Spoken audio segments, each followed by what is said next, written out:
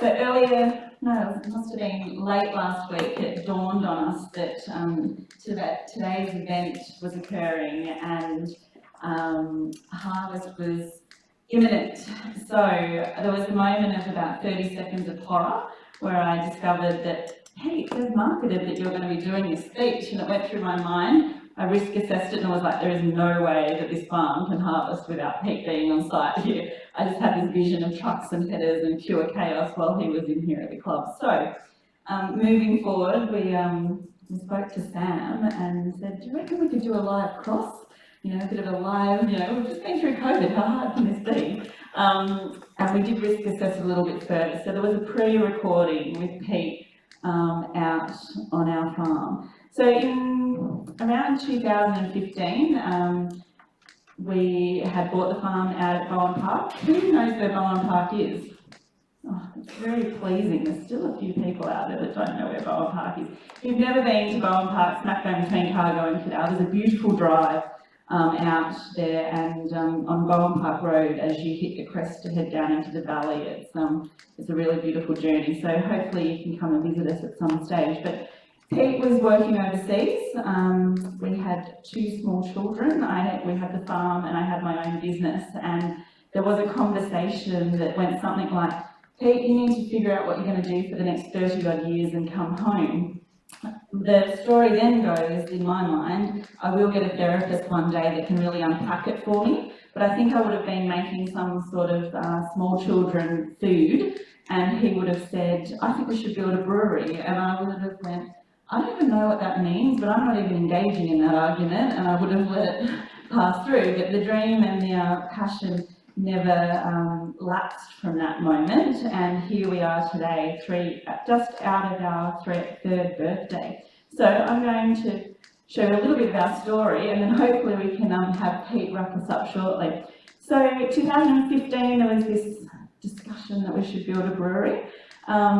We actually embarked on growing malting grain at that stage. So 2 years before we went to market, in 2017, we had started stockpiling our own grain. We're the only brewery on the eastern seaboard growing our own malting grain on site, brewing on site and packaging on site.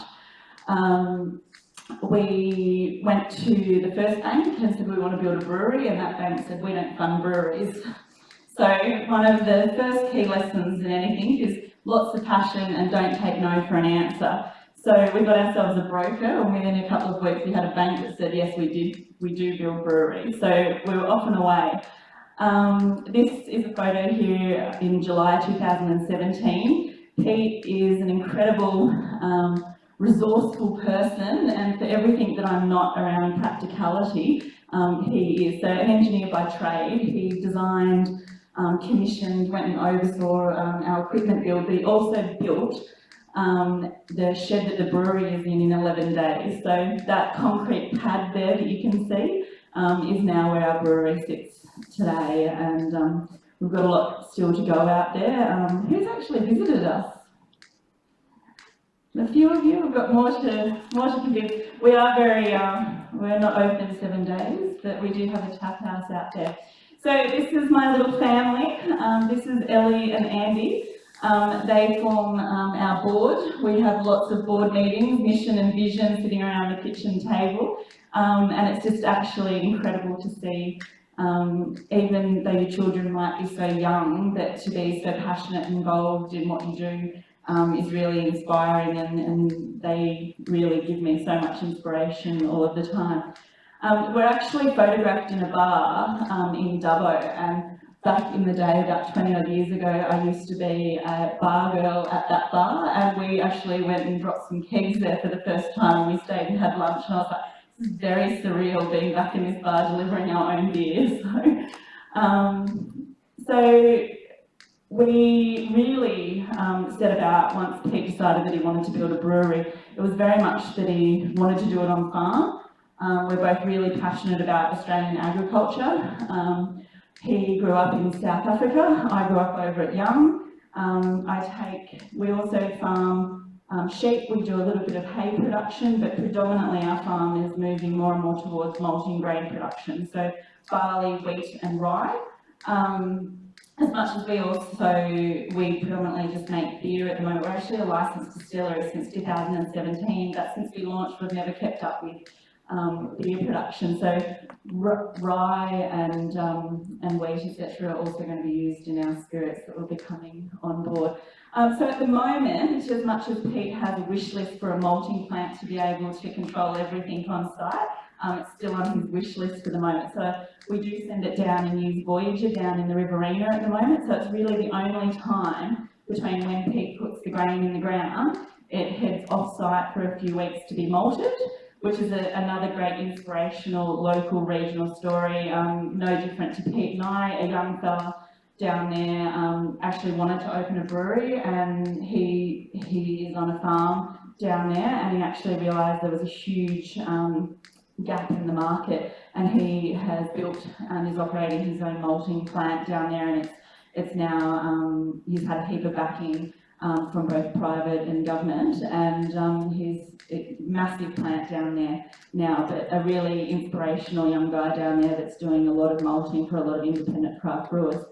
So Pete is actually out harvesting as we speak. I've had a couple of messages where the harvest is actually it's looking like it's going to be much bigger than expected, and he's like, we need another B double. I'm like, I'm in the middle of a conference, where do you want me to get a B double from?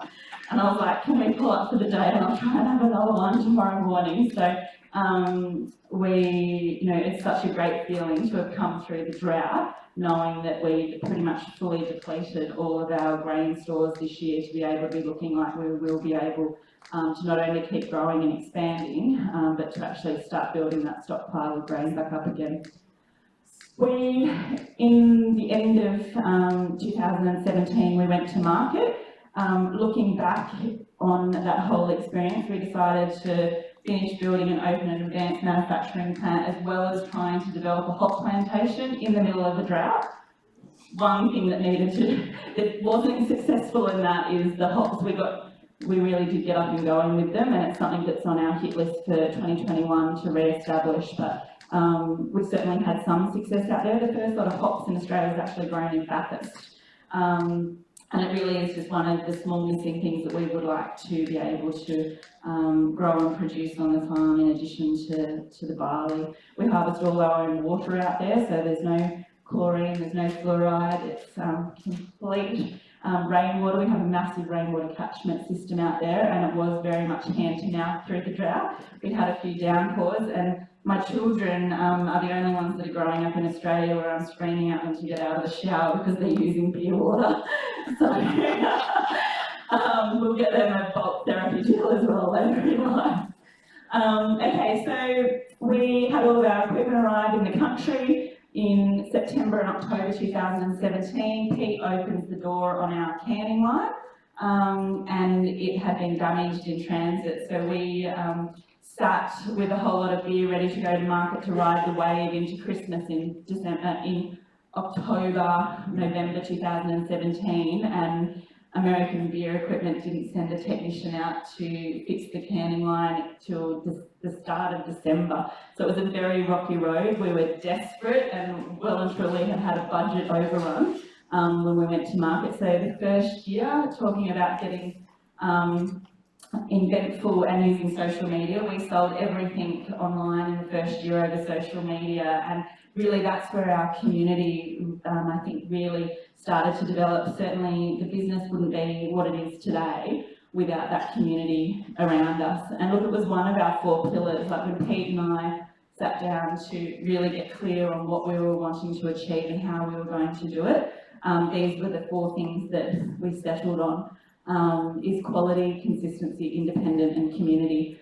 From our perspective, we're incredibly time poor, so I am always of the mantra is that you do something once and you do it right the first time. There was certainly plenty of naysayers during our build process. There is no rule books for this type of thing, so I was just so adamant that every time we were told no is not to take it necessarily at face value. So we did really strive to be able to get access to equipment that was ahead of our time, that would set us up for scale, that when growth comes we could actually manage that, and to be able to produce the best quality product and let your product do the talking. So we spent a lot of time and focus on quality. We did a lot of due diligence and travelling around and speaking with other breweries in the lead up. I think it was more because as a wife I was like, is this a really good idea? Because this seems like a very expensive passion project. So we did go travelling around. Pete was like a silver stainless steel bowerbird and walked around all of the equipment, and I was like, right, let's talk business. And the two questions I would ask is, if you had your time again, what would you do differently? And that key answer was, make sure that you've got the biggest brew house you can possibly afford at the time, because once you've got all the infrastructure in or into a building, etc., it's very hard to wake up one day and go, I'm going to put this brew house on Gumtree, when all the stainless steel welding, gas, electricity, you know, just everything that goes along with that. So that was one thing, and then you can actually then just keep adding to your fermenters and bright tanks to then build your scale. So we went in with a 6-vessel, 20 hectolitre brew house from Day Dot, and that has served its purpose. So just behind those kegs there gives you some vision of what that brew house looks like. COVID actually saw us produce the largest amount of beer in one single 30-hour period than we ever have in our threes. We turned 3 in 3 weeks' time, but in March, April, there was about 10 days where we got shut down. We had every single event cancelled. There was that period in between my phone ceasing to stop ringing for HR support in many different angles. I was sitting, I can still remember this day, it's going to be one of those stories that you give your grandchildren, is looking out the window going, I have no idea if we're going to lose the family farm out of this. You know, we had no idea around government support or bank support and that at that time. So we produced, I think, 15,000 litres of beer in one 30-hour period, which is certainly up.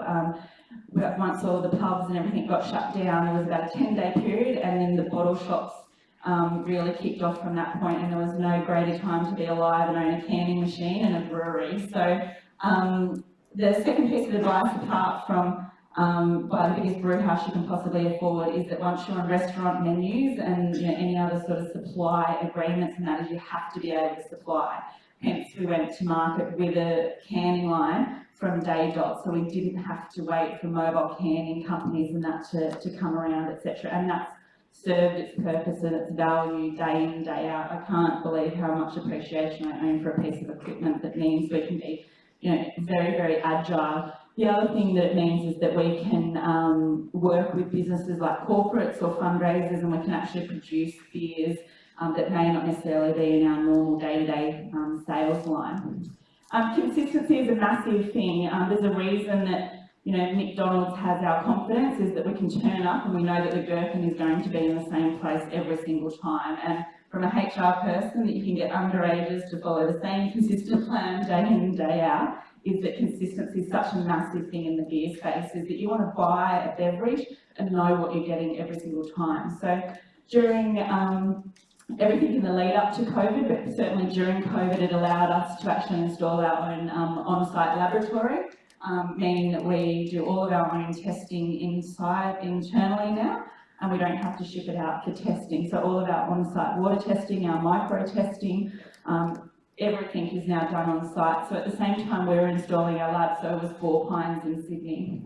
Got the wrap up. Okay, independence is a massive thing in our particular space.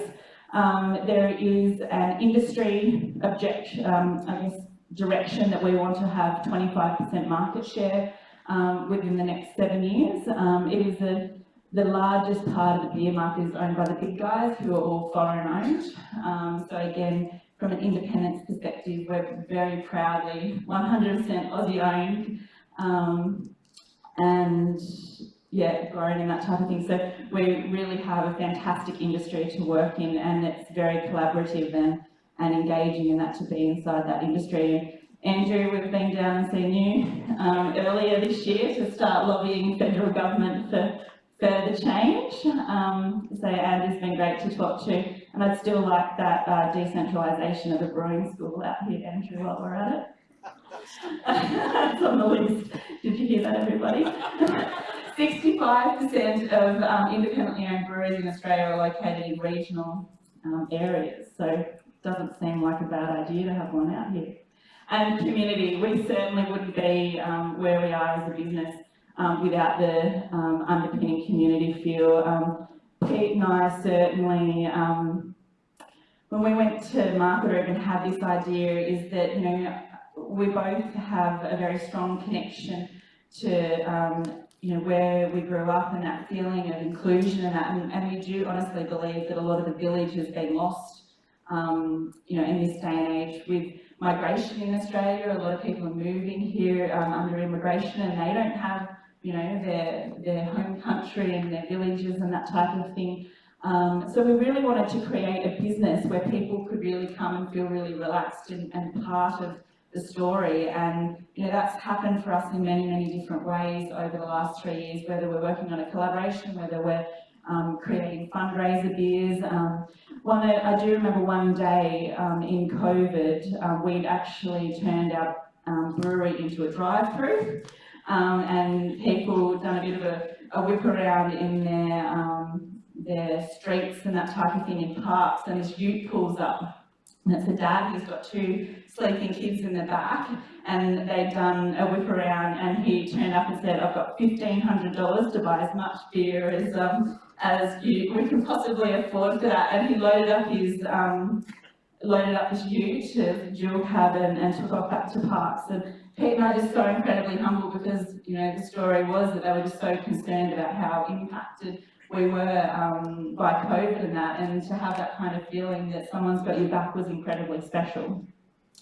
And I've got many, many stories of that from COVID. It just continues to be, you know, so humbling. Oops, gotta go back on. Okay, and on my wrap-up, because I've got my wrap-up, the one key thing that I'd really love everyone to take away from today, and it's certainly just not about Pete and I building an empire, and it's certainly not what we're actually out to achieve. You know, we're pretty simple folk, Pete and I. We just want a nice life and to have our kids grow up in regional Australia. But the one thing that's really stood out to us is just being able to spread that message about what it means to be independently and Australian owned. And a big movement now within the independent brewers of Australia, and that is this icon that you'll find on all the back of the cans that are owned by independent Australian breweries. So next time you're out wondering where you should spend your beer dollars, is that I'd really love for you to keep a look out for this icon, because you're not only supporting people like Pete and I, but you're supporting lots and lots of other